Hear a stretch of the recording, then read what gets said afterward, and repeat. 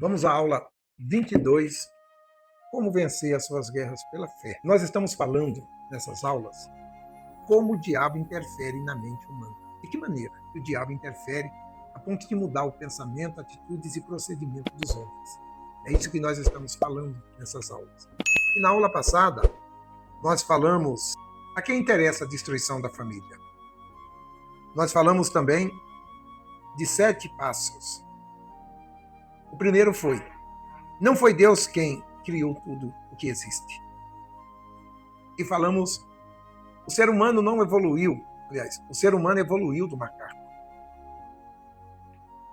E o ser humano deve conquistar a sua liberdade sexual. Foi falado semana passada.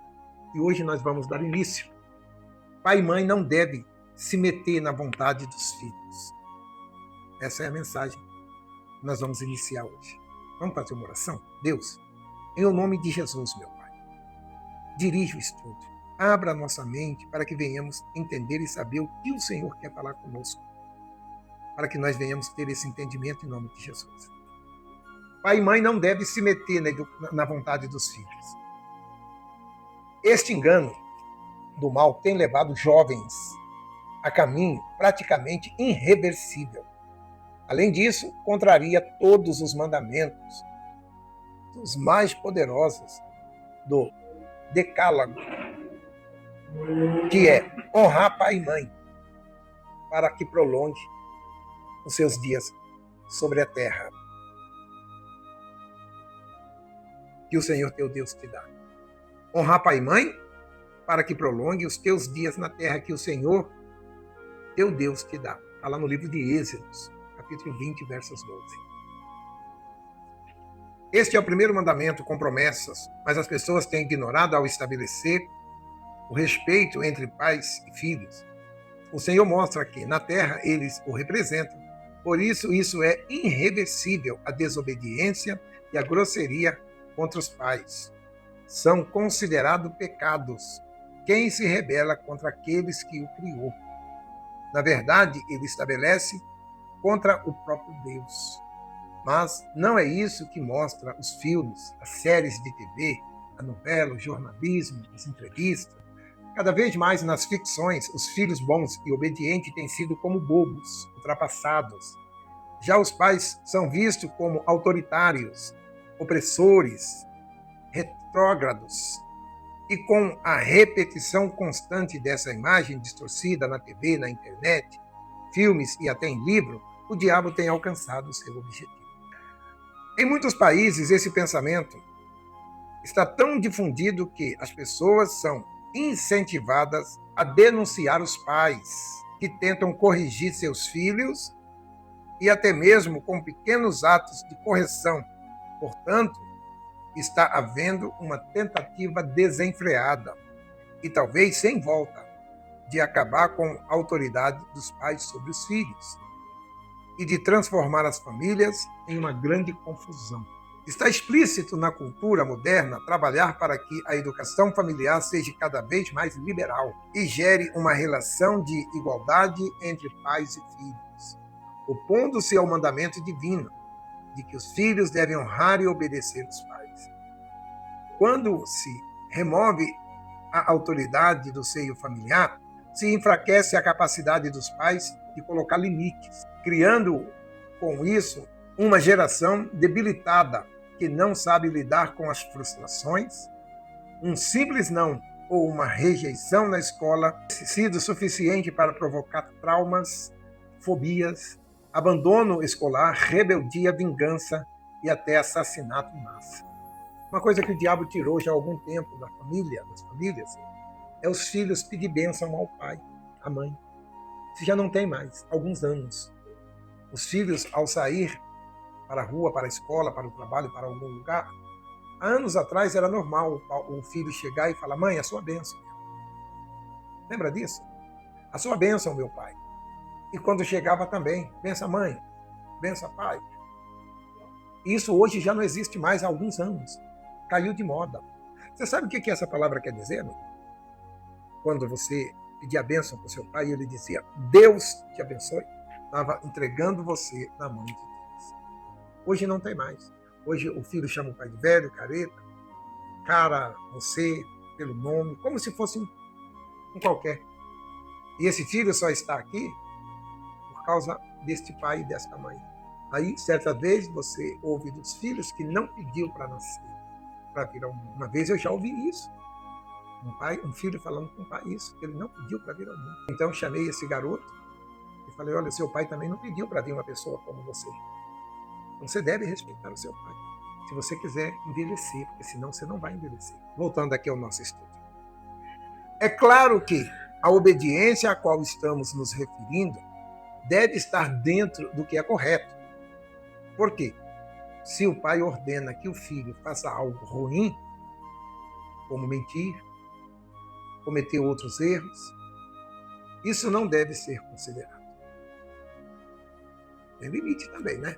Aí tem que ter bom senso. Mas vai chegar um tempo em que esses pais que hoje estão sendo criados sem limites terão filhos. E como serão esses filhos criados por pais que não tiveram limites? Vamos esperar para ver. 5. Você é livre para fazer o que quer e ninguém tem nada a ver com isso. É outra mentira que o diabo prega. Você não é livre para fazer o que quer. De jeito nenhum. Você vive num país que tem leis. Você tem que se sujeitar às leis. Existe a lei dos homens, pessoas físicas. Existe a lei de trânsito. Por exemplo, você quer atravessar um farol vermelho sem parar. Vai. Uma vez você consegue, 2 vezes você consegue, mas vai chegar uma vez que você vai encontrar alguém no seu caminho e será o fim. Tem que respeitar leis. Leis foram feitas para ser respeitadas. Então você não faz o que você quer, você faz o que a lei dita para você fazer. Cada país tem uma lei, cada estado tem uma lei, cada município tem uma lei. Tem município que as ruas de trânsito, por exemplo, você só pode andar 30 por hora, 40 por hora. Tem municípios que você não pode jogar papéis no chão. São leis que você tem que cumprir, que se você for pego fazendo, você vai ser penalizado por isso. Isso é uma típica frase que, embora soe muito bem aos ouvidos e agrade ao coração, é totalmente ilusória. Deus presenteou o ser humano com o livre-arbítrio, dando a ele a perfeita liberdade. Contudo, ensinou a exercê-la com temor e com responsabilidade. Você pode fazer o que você quiser, mas tem as consequências dos seus atos. Gálatas 6, versículo 7 a 9, diz assim: Não erreis. Deus não se deixa escarnecer ou zombar, porque tudo o que o homem semear, isso também colherá. Porque o que semeia a sua carne, ceifará a corrupção, mas o que semeia no Espírito, no temor, na obediência, do Espírito ceifará a vida eterna. Se você obedecer a palavra de Deus, você colherá a sua vida eterna. O diabo, porém, prega a liberdade inconsequente, que não avalia o que os atos humanos podem gerar ao próprio homem e ao seu próximo. A quem já não ouviu a famosa filosofia da felicidade imediata, tão difundida entre pessoas influentes, que diz: viva agora e seja feliz. Em outras palavras, não importa o que você está fazendo. Se isso a deixa satisfeito ou feliz, vá em frente. Só que depois vem as consequências. Mas isso é um tremendo engano, pois as pessoas estão indo em busca de prazeres, usando a liberdade para viver a devassidão moral nos vícios, nas promiscuidade, na mentira e em toda espécie de pecado, sem pensar nas consequências futuras. Muitas tragédias têm acontecido por causa disso, como os crimes passional, frequentemente noticiado, caluniado com o pior de todos os resultados, a perda da salvação. Culminando com o pior dos resultados, a perda da salvação da alma. E o pior de tudo é que, mesmo cometendo muitas burradas e sofrendo bastante, muitas pessoas ainda dizem com orgulho: eu não me arrependo de nada. Agora, mais para frente você vai ver. Pois fiz tudo o que tive vontade. Pensamentos diabólicos. como esse não expressa qualquer inteligência ou coerência. Não faz sentido, pois suscita a dor e, consequentemente, faz com que o ser humano perca a visão do cuidado que se deve ter com o destino de sua alma. Com as suas mentes contaminadas pelo ensino do diabo nesses últimos tempos. Amiga, tudo que vivemos nesse mundo é passageiro. Mas para onde vamos é eterno. Para onde você, eu, nós, todos vamos é eterno. O eterno com Deus e paz, ou eterno com o diabo em sofrimento e dor. Dor na alma, eternamente. Outra mentira do diabo, a 6. Todas as crenças agradam a Deus. Com a mensagem que todos os caminhos levam a Deus. O diabo tem difundido a ideia do pluralismo religioso, que é completamente antibíblico. A cada dia ele apresenta uma porta mais larga, enquanto a verdadeira porta de chegar a Deus, que é Jesus, continua estreita. Mateus 7:13. As Escrituras são claras ao anunciar que somente por meio da fé no Filho de Deus há salvação. Disse Jesus: eu sou o caminho, eu sou a verdade e eu sou a vida. Ninguém vem ao Pai senão por mim. João 14:6. Esse pensamento que todas as crenças ou todos os caminhos levam a Deus converte em outro semelhante ao que é o ecumenismo, em nome do respeito e tolerância das igualdades. No campo da fé, muitas pessoas têm se empenhado para unir as crenças e religiões, sob a alegação de que deve-se possuir o mesmo princípio. E o propósito da falácia é tão grande que, em alguns lugares, se torna ofensivo pregar a Bíblia como ela é. É verdade. Já está assim. Por exemplo, se você vai pregar o livro de Romanos, onde Paulo fala da relação homoafetiva, você vai ofender muita gente dentro da igreja. Porque ou ela é homossexual, ou ela tem um familiar, um ente querido, que é uma pessoa maravilhosa, que é homoafetiva. Mas está escrito, tem que ser pregado. Agrada quem agradar. O ecumenismo ganha força e agrada tanto à sociedade porque é um fundamento no ideal da paz mundial. No entanto, Deus nunca estabeleceu paz e união como meta ou recompensa para os cristãos. Muito menos estimulou a busca por esse objetivo a qualquer preço. A verdadeira unidade consiste na aliança do ser humano com Deus. É o vínculo que sustenta essa união, é o Espírito Santo, que nos torna membro da família divina. Aquele que vive essa ligação espiritual com o Senhor, priorizando o princípio da fé, se mantém separado do pecado e são obedientes à palavra de Deus. Além disso, por terem a natureza do Altíssimo, não vive com hostilidade, mas naturalmente transmite a paz, a alegria que vê no Pai. Transmite a paz, a alegria que vê no Pai. Não engana, hein? Esse negócio que todos os caminhos levam a Deus, toda a religião é de Deus. Cuidado com isso. A igualdade econômica é a solução para a miséria. Nunca foi, nunca será. Mas vamos lá. Esse é outro pensamento muito difundido por aí. No entanto, Deus nunca estabeleceu o nivelamento econômico como princípio social. Antes deu autonomia para cada um desenvolva o seu talento por meio do seu próprio trabalho. Isto é, cada pessoa deve plantar e colher o fruto do seu esforço. Assim, a uniformidade entre as pessoas não passa de uma grande injustiça.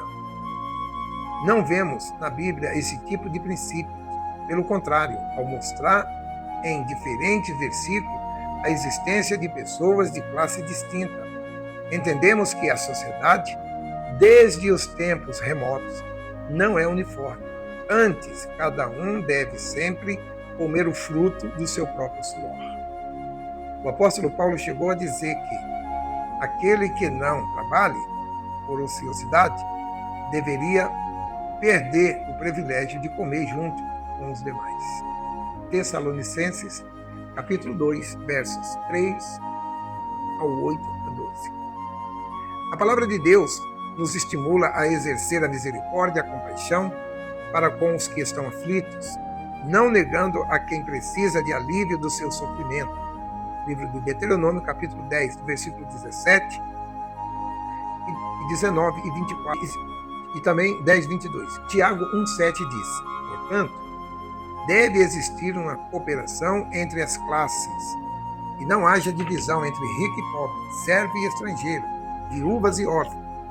Registro mais antigo não apenas já mostrava diferentes camadas da sociedade, como também estimulava o desenvolvimento da comunidade e o progresso de todos os meios de trabalho diligente. Então, como diz, cada um no seu quadrado, cada um tem aquilo que Deus concedeu a ele, desde que ele lute para conquistar o que Deus lhe estabeleceu. Deus também nunca fomentou greves, rinchas ou apoderamento do patrimônio dos outros. Muito menos nos ensinou a olhar os outros como opressor ou rival. Por isso, produzir separação e desordem. Entretanto, não é isso que tem se propagado hoje? Em vez de o trabalhador honrar o seu patrão e ver nele que lhe possibilita uma oportunidade de crescimento, passa a nutrir raiva dele. Proliferação de práticas no mundo que desestimulam o trabalho e o desenvolvimento em nome de uma política assistencialista. Hoje tem bolsa para tudo, né? Tem gente que não trabalha para viver de bolsa. Pensamento como esse gera as pessoas fracas, vitimalistas, que culpa todos, tudo e todos pelo seu fracasso, e se comporta como coitadas, em vez de ter ânimo, força para lutar pelo seu próprio crescimento. E a tendência não é melhorar não, tá? A tendência é piorar. Como falávamos semana passada, o diabo tem aproveitado com isso, fazer com que o caminho para a marca da besta, chip implantado na mão direita e na testa, como diz em Apocalipse, ele está preparando esse caminho para quando chegar essa hora, você aceitar com naturalidade o chip na sua mão direita ou na sua testa. Cuidado. Porque tudo que está sendo feito convergendo para esse fim. Imagine você, amigo, que para você receber o benefício do governo, para que não haja fraude, engano, você precisa colocar um chipzinho aqui na sua mão direita. E aí não vai haver mais fraude. O diabo está preparando tudo para isso. E quando essa hora chegar, que você esteja avisado disso, para que você não venda sua alma para o anticristo. Depois que você implantar o chip, não terá mais retorno. Vamos falar com Deus. Espírito Santo, em nome de Jesus, meu Pai, tem misericórdia desse povo, de nós todos que estamos aqui embaixo. Não nos deixe ser enganados e nem cair nas tentações do diabo, mas conserva os nossos olhos abertos e apercebidos para não agradar e não fazer a vontade do diabo. Dizer não para ele, mas vir agradar a Ti com atitudes, procedimentos e obediência à Tua voz, em nome de Jesus. Digam graças a Deus.